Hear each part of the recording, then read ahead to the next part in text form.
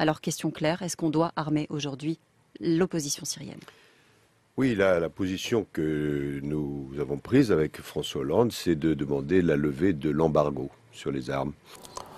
Mesdames et messieurs, citoyens, citoyennes, nous vous appelons à une réprobation contre les déclarations du Premier ministre, plutôt du Président de la République, et de son ministre des Affaires étrangères,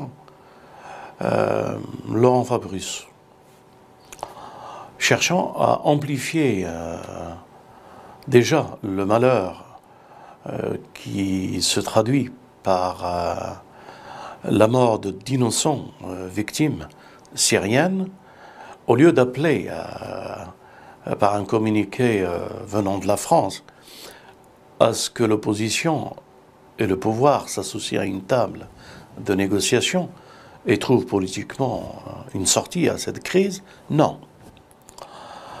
Notre ministre des Affaires étrangères, Fabius, le Premier ministre anglais, David Cameron, et notre Élysée ont lancé des déclarations pour armer l'opposition syrienne. De telles déclarations vis-à-vis d'un pays souverain, d'un président élu par son peuple, et une telle ingérence en Syrie s'inscrivent en faux contre le droit international.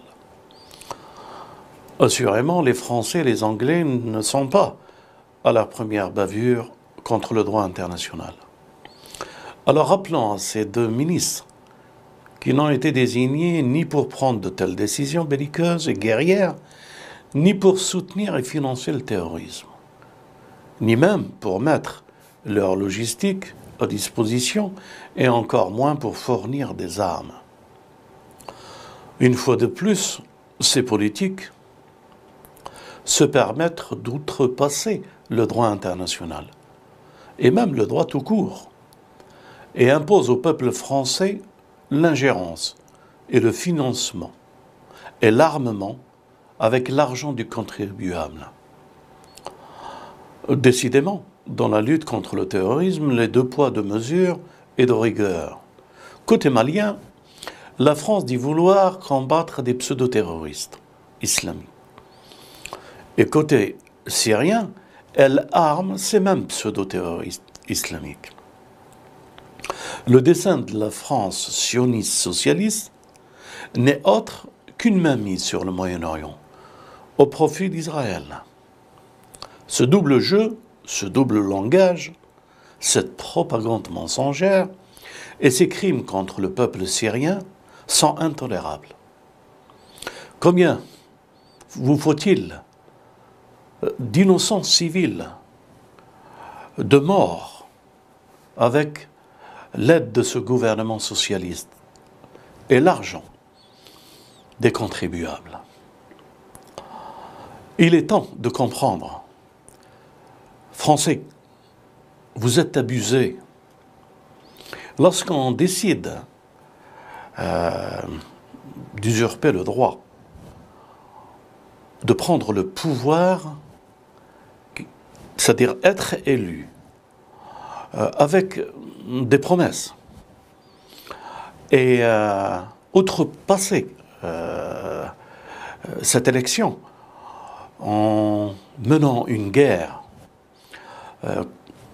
menant du terrorisme, c'est ni plus ni moins, financer une partie de l'opposition, ou ce qu'on appelle l'opposition en Syrie, elle va contre nature. La France, elle a d'autres prétentions, d'appeler au dialogue, trouver une solution politique, freiner, de répandre le sang des innocents. Ça, c'est la France qu'on aurait aimé qu'elle soit. Mais non, la France aujourd'hui, elle est sioniste. Quand est-ce que vous allez comprendre que tout ce qui fait agir nos hommes politiques, c'est l'intérêt et la sécurité d'Israël? Quand est-ce que les Français vont continuer à être abusés et ne rien dire? C'est un boomerang aujourd'hui que la France lance, mais celui-ci lui reviendra en plein face. Malheureusement, nos responsables ne sont pas mûrs pour le comprendre. Alors nous appelons à dénoncer et à condamner cette décision. Nous appelons les parlementaires, le Parlement, les élus, les sénateurs, tous les élus français, à se lever et à dénoncer cette intervention de Hollande et de notre ministre des Affaires étrangères. Nous appelons tous les Français libres à s'associer à nous en soutenant un dépôt de plainte contre l'État français pour crimes sur le peuple syrien, ingérence et soutien au terrorisme.